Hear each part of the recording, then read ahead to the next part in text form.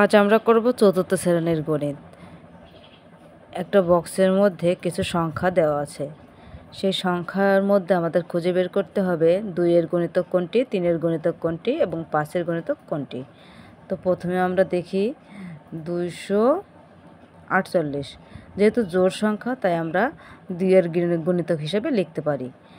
আবার এখানে 339, এখানে 3 দিয়ে সহজে আমরা ভাগ করতে পারি। 3 একে 3, 3 একে 3, 3 তিরিকে 9। তো আমরা এটা রেখে দিলাম।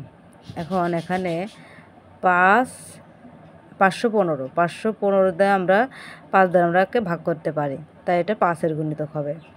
এখন 460 যেহেতু জোড় সংখ্যা, একে খুব সহজে আমরা 2 দিয়ে ভাগ করতে পারবো।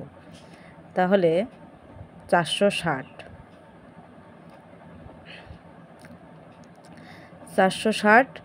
2 এর গুণিতক হিসেবে লিখব। তাহলে এখন আমরা 5 দিয়ে ভাগ করব 460কে। 5 দিয়ে আমরা যদি ভাগ করি 5 নং 45, তাহলে বিয়োগ করলে 1 আর 10, 5 দুগুণে 10, তাহলে এখানে মিলে যাচ্ছে। তাহলে আমরা 5 দিয়ে এটা হচ্ছে 5 এর গুণিতক হিসেবে লিখতে পারি। এখানে আমি 3 এর গুণিতক হিসেবে লিখে ফেলেছি, এটা কিন্তু ভুল হয়েছে। তো 5 এর গুণিতক 5, এটা কিন্তু 5 এর জায়গায় বসবে, ঠিক আছে। তো আমরা এখন পরবর্তী যেটা দেখি 912। একে আমরা 912 একে আমরা সহজেই, যেহেতু জোড় সংখ্যা, লাস্টে জোড় সংখ্যা আছে, আমরা 2 দিয়ে সহজেই ভাগ করতে পারছি। আবার একে কিন্তু 3 দিয়েও ভাগ করা যায়। 3 তিরিকে 9, 3 চারে 12। তাহলে আমরা 3 এর ঘরে আমরা লিখব।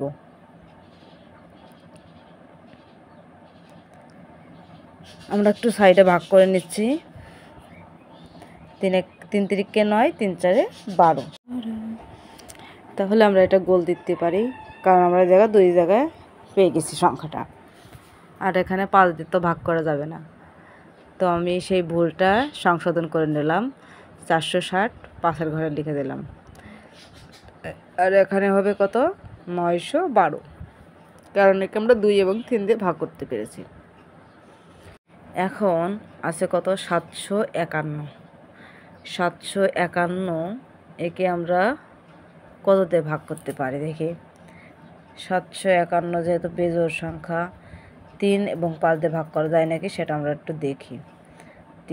751, তাহলে 3 দুগুণে কত, 6, 1 5, 3 5 15। তো দেখো বন্ধুরা, লাস্টে কিন্তু এক রয়েছে, এই যে। তাহলে এই অঙ্কটা করতে গেলে আমাদের আবার এটা কত,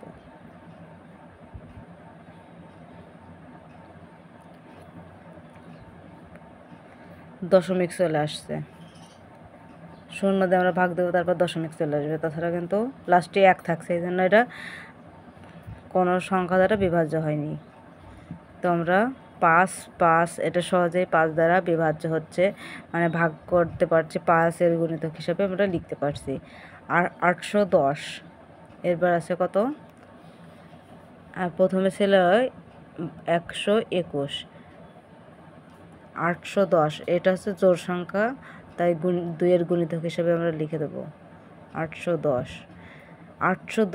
একে আবার 5 দিয়েও ভাগ করা যায়, তো ভাগ করা যায় কিনা আমরা একটু লিখে নিই। 5 একে 5, বিয়োগ করলে 5 এ 3, তারপর উপর থেকে লাগালাম 1, 5 7 30, তাহলে আবার বিয়োগ করলে কত পাচ্ছি, 1 0 10, 5 দুগুণে 10, তাহলে 810 5 দ্বারা ভাগ করা যাচ্ছে, তাহলে আমরা এখানে 810 লিখব।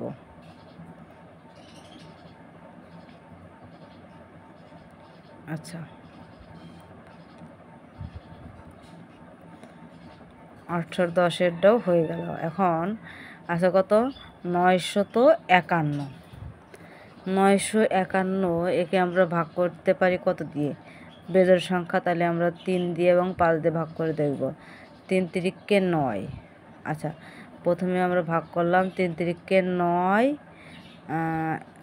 এবার 551, 3 একে 3,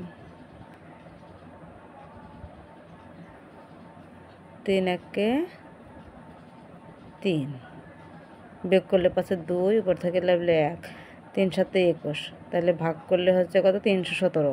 তাহলে এটা যখন ভাগ মিলে যাচ্ছে তাহলে আমরা 3-এর গুণিতক হিসাবে লিখতে পারি 951। আর এর লাস্টে যেহেতু 5 নেই তাই আমরা 5 দিয়ে আমরা ভাগ করলে ভাগফলটা মিলবে না। এখানে আছে কত 131। 131 একে আমরা কী করব 3 দিয়ে ভাগ করে দেখব যে এটা কি হয় নাকি। 3 4 12, 1 বললাম 1 11, তাহলে এটা মিলবে না। তো আর 5 দিয়ে তো হবেই না। 5 দুগুণী, আমরা যদি 5 দিয়ে করি তাহলে 5 দুগুণী হয় 10, এটা 5 দিয়ে যাবে না। এখন আমরা 725, 725কে 3 এবং 5 দ্বারা ভাগ করে দেখব। প্রথমে 5 একে 5, 2, তারপরে এখানে কিন্তু মিলে যাচ্ছে 4 5 করি, তাহলে এটা 5 দ্বারা বিভাজ্য। 725 আসছে 5 দ্বারা বিভাজ্য। এবার 3 দ্বারা বিভাজ্য কিনা সেটা আমরা একটু দেখব।